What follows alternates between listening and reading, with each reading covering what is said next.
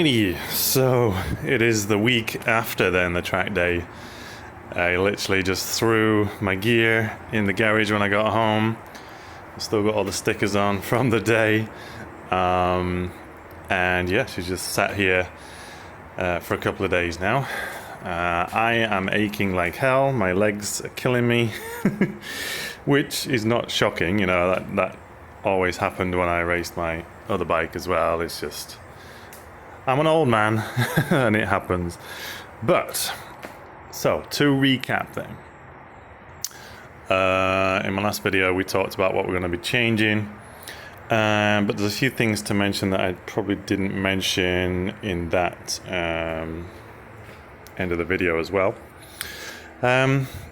So we're going to, I don't want to cover everything that I talked about when I came back off the track day, but I want to do some work for making this bike handle a bit more like I want it to handle.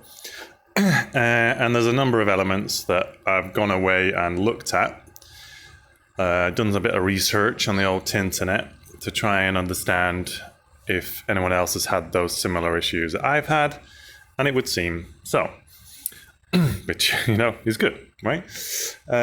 So tire pressures. So I was running 34, 38 on the day, which those were hot pressures, by the way, not cold pressures. And just looking at the tire, so if I come to the back, the rear tire, you know, I did obviously check through the day what the tire wear looked like, and to me, to my eye, you're not going to get too much better wear patterns on the tire than what I've got here. So I thought the tire pressures were in a good spot. Again, you can see that the left hand I'm using more of the edge, more of the shoulder than the right. There's a bit of sort of clear track on the right hand side, look.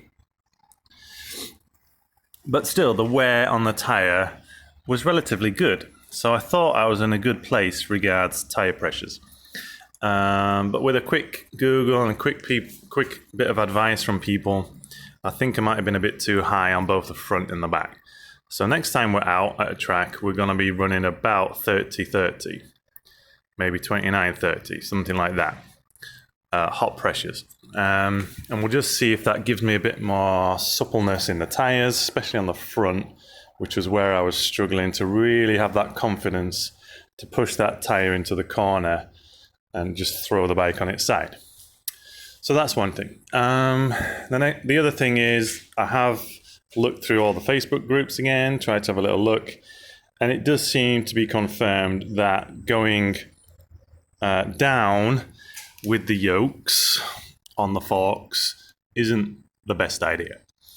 And the idea behind that is that, according to those that know far more than I do about geometries of bikes and from the mouths of racers, let's say, the bike lacks trail. And trail is an angle, I believe, all to do with the way that the forks relate to the head of the bike.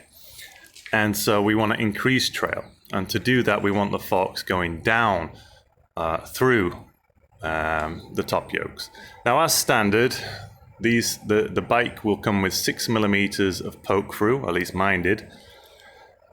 And a lot of people are saying, well, we need to go back to flush with the top of the yoke. So, seeing as I'm already going to be stripping the front to get the clip-ons on, we can do that at the same time. We're going to make this top cap flush with the yoke. So there we go. What I will do, just before I start all of this, I want to do another bounce test and just see how my settings as I came off track look today. I know it's not necessarily the most amazing test to be doing, but having made adjustments to the preload and the compression on the day, to be honest, it never crossed my mind to triple check the rebound settings as well. So I do want to just have a quick basic look at how the bike is reacting to me bouncing on the front of it. So I'm going to do that as well. We'll have a little look at that, just so I've got, you know, information in my mind, really, and stuff like that. So, having this, just interject here a little moment about why we're making the adjustments that we're trying to make. I found a real good link on, I think it's cycleworld.com, about motorcycle geometry. And also looking at the Facebook groups about the R7 and the MT-07, a lot of people talk about this element of the geometry, the trail, and the fact that the R7 seems to lack trail.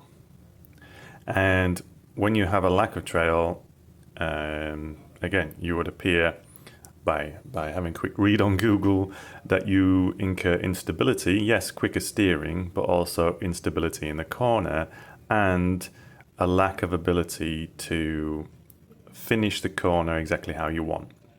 And those were the things that I struggled specifically with at the track day. I would find myself making corrections right in the middle of the corner where you don't want to make them, and also didn't feel stability both in the corner and to that first initial attack of the corner. And so it's quite clear to me now that if the bike already had a lack of that as the stock geometry, I've only added to that situation. So let's look at why.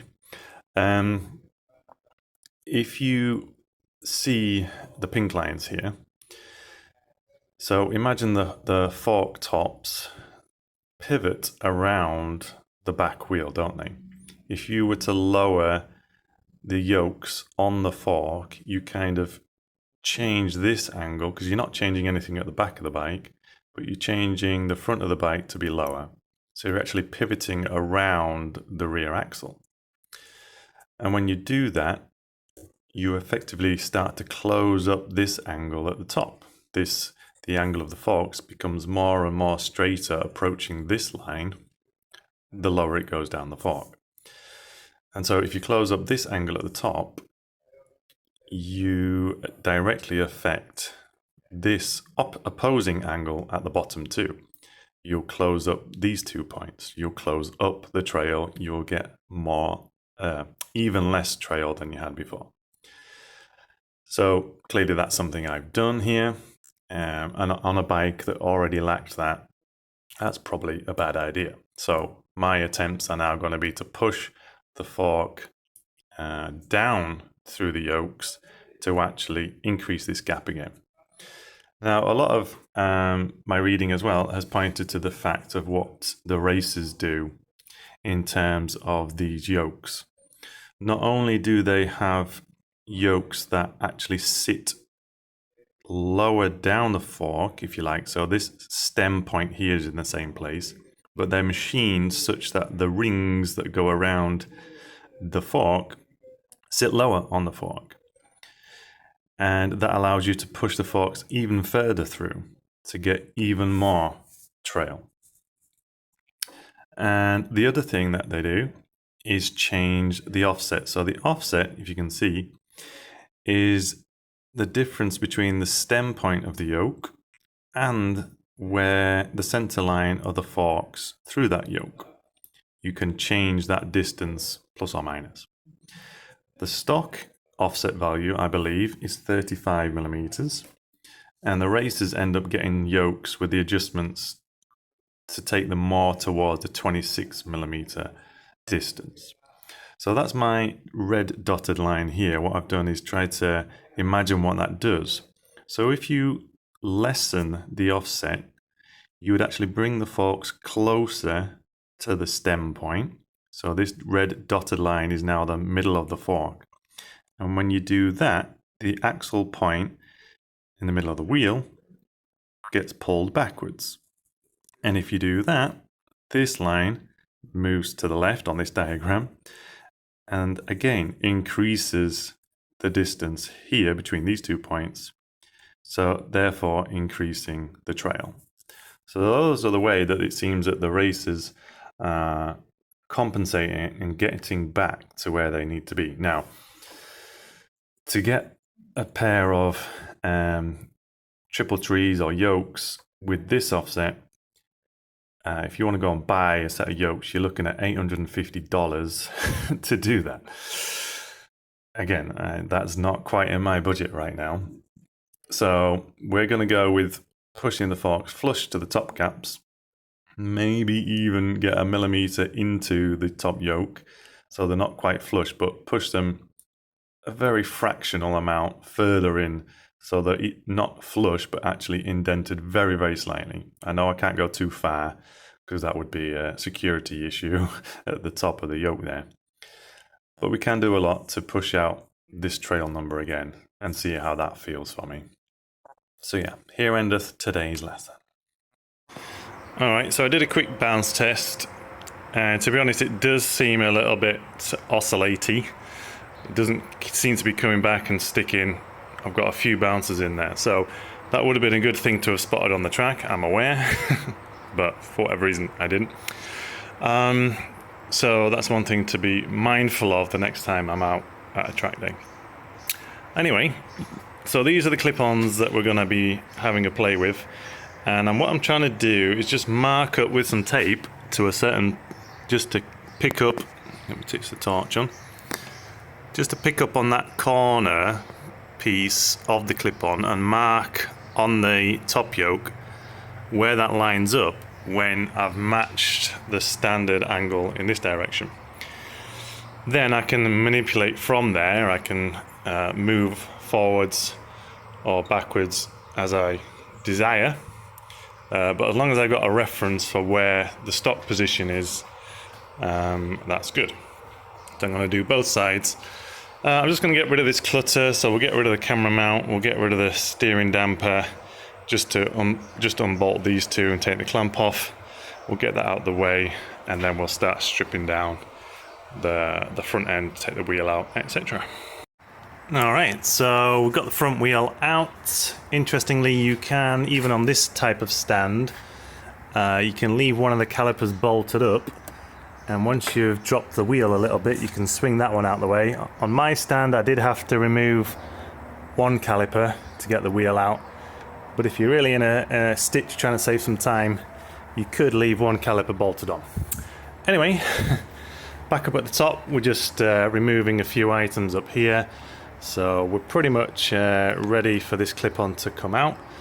We'll just get this off once this clip-on is clear of the fork, once we push that down.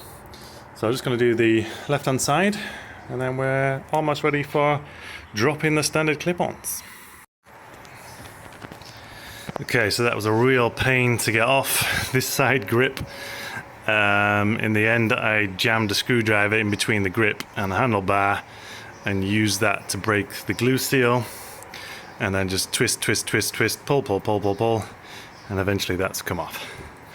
I think I pulled a few muscles, but we did it.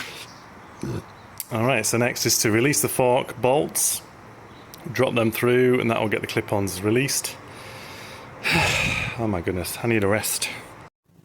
Well, this could be interesting then. So I've just mocked up this tool that I could use if I cut it out on my laser cutter out of some wood.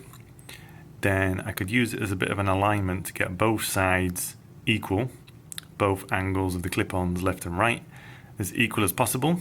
So I'm going to try and cut this out and see if we can make it work. Alright, so we're at the stage where we've got the clip-ons off. Sorry, it's not focusing.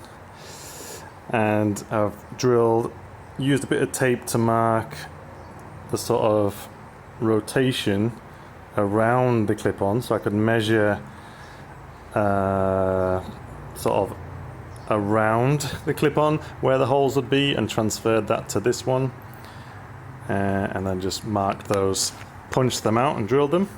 So those holes are in there. So this is the right hand side, and I'm about to mount some hardware onto this clip-on. Okay, so we've got the right hand side roughly positioned. Nothing's tightened up yet.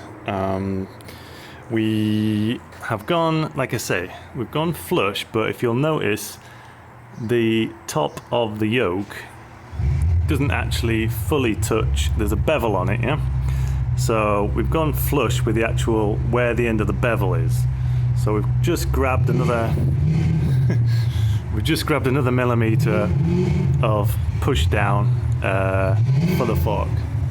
Someone's car is pulling in for the night. So you can see the night and day difference we've got from where we were to where we are now. So I have a feeling that's going to help a lot. And now I'm going to carry on. Well, what I want to do actually is push this one flush, keep the clip-on in place for the moment until I've made up my laser cut tool that's going to help me guide and keep everything straight. I'd like to get a measure on where this clip-on is right now so that I can affect the same starting position for the clip-ons. So that's the plan. Right, well, it seems I'm actually out of the plywood which I usually use to do the laser cutting.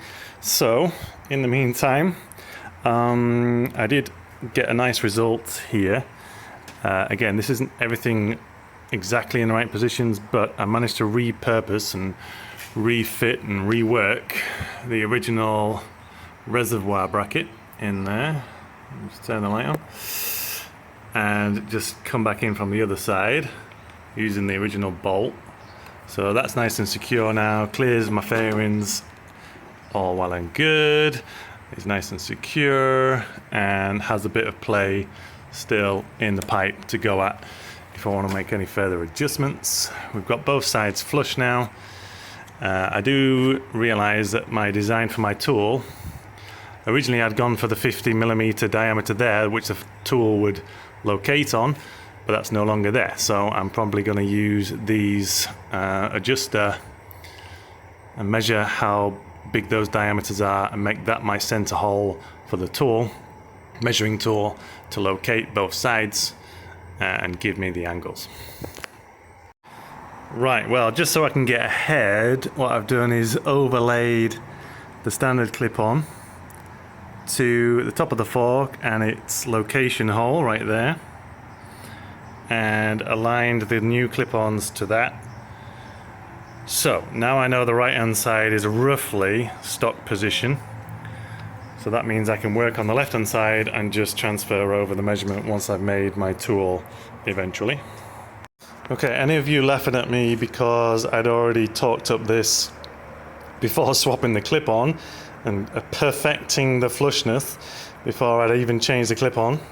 Well, I caught my mistake and now we've got this in place and the flushness is back.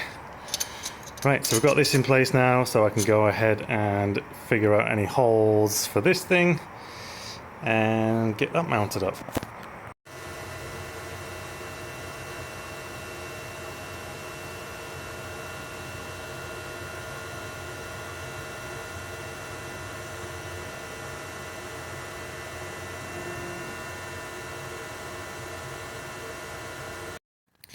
Alright, so here's the tool in action. The center slot gives me adjustment so that I can get the middle piece located onto the fork adjusters. I've wound the preload all the way out to give me enough of the tube, if you like, to put the tool on. And that's what it looks like in place. And then the idea is that I just come along with this item and then try to eyeball, if we get it like this, eyeball where the clip-on lines up with the tool. Let's say it's somewhere around about there.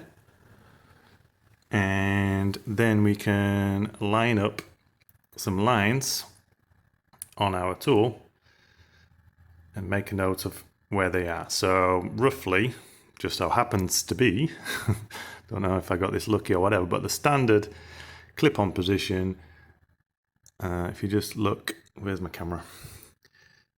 This line meets up perfectly with that line there.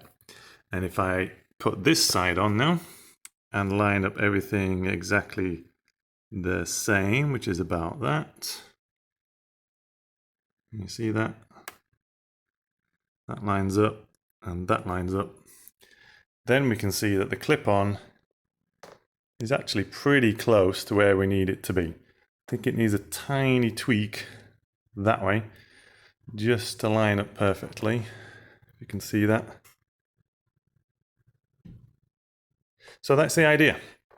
And what I'm going to do is actually move this from the stock position. What I want is a little tiny bit more of a push out to give me a bit more space in the arms. So I'm probably going to move my tool to the next line like that. You see? Right there. And I'm going to push the clip on out to meet that, and then do the same here. So I can gradually and in a measured way change the angle of my clip-ons to exactly how I want them to be. Is that quite right there? Yeah. So yeah, that's the idea of the tool. If you want one, if you think this will be useful, by all means get in touch with me on my Instagram at MikeyJaxx, MikeyJaxx.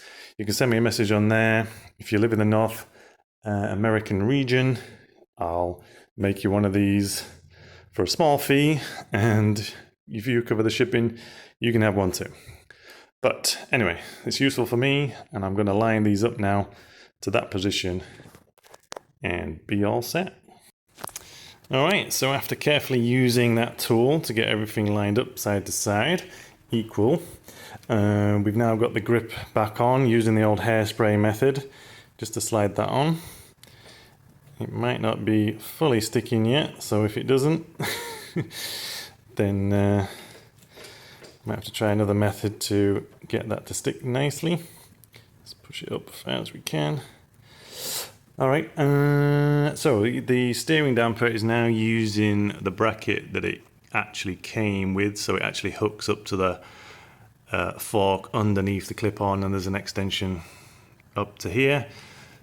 It seems solid enough, you know, it's not wobbling around, it's not bending or flexing, so fingers crossed that's fine. I've wound the preload back into where it was previously, but I do want to check my sag again and everything. Just to be, now that we've changed our fork heights, I just want to go through the front suspension settings all over again, maybe in a different video than this one.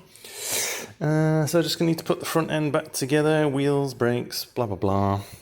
Final torque check on all the bolts, and we will be good. One quick job before we put the wheel back in is to take off this ABS ring. We're not even using the sensor anymore on the front, so there's literally no point in having this on the wheel. And you might be thinking, well, what's the point? But any amount of weight, however insignificant, you can take off from the wheels. The unsprung weight is fractional gains, so that's why I'm doing it. I'll keep it safe in case it ever needs to go back on the bike, but we're taking it off. Every last little ounce, every last little thing counts on a bike like the R7. I once even, let me just pause this a second. So when it comes to chains, on my SV650 race bike back in the UK, I actually used to run a chain that had no seals in it, no rubber seals between the links. You had to keep it very well lubricated, of course, but what it did was just release that last little bit of friction in the chain that those seals naturally have, you know. And you can see, because I can push that chain up like that and it holds its position because those rubber seals in there apply a little bit of friction in the chain. If you have a chain with no rubber seals in there, if you try and lift that up, it would flip straight back into position, straight back straight. No friction between each link. Yes, it wears out quicker, but it was a specified race bike, you know, it wasn't on the street or anything. So it was comfortable to run a chain with no seals. And that's the kind of thing that you are looking for on a low-powered bike like the SV650, like the R7, those fractional gains across the whole bike, wherever you're trying to find those gains, can add up to a significant amount. Hence why I'm taking off the ABS ring. Okay, well, in the journey to save any extra weight, decided it's time to try without the ABS pump in the bike, and a couple of grommet brackets, and this rubber piece which goes near the radiator. This will knock out the use of my speedo. I won't be able to see what speed I'm doing. Not that I generally care, to be honest. It's not very often that I'm looking at the speedo. For the most part, especially on the track. So yeah, that has freed up this space here. Well, not freed up, but that's where it came from. And so I will just tie wrap this wiring loom back in place. You can get a plug that plugs onto the end of this to emulate as if the ABS pump was still there.